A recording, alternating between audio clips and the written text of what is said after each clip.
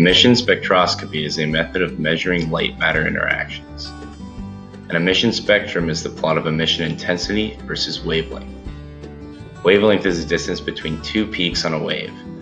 Emission intensity is a proportion of the number of photons emitted at a wavelength.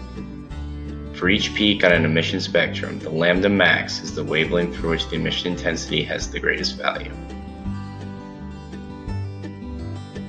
The atomic composition of the dye molecules control lambda max. Different substances require a different amount of energy to excite an electron. The wavelength of photon absorbed depends on the amount of energy required to excite the electron. To simplify this example, we are assuming the electron is excited at one energy level. The lower the wavelength of photon absorbed by the electron, the more energy is absorbed. The electron will eventually relax back to its ground state, during which it releases energy and emits a photon.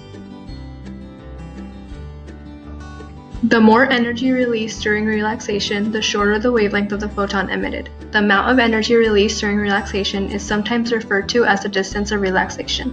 And the longer the distance of relaxation, the shorter the wavelength of photon emitted and the more energy the photon has.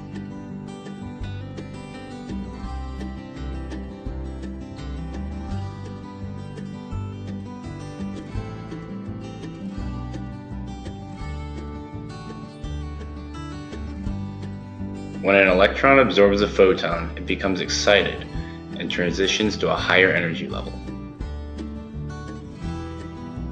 Eventually, the electron will emit a photon as it relaxes back to its ground level.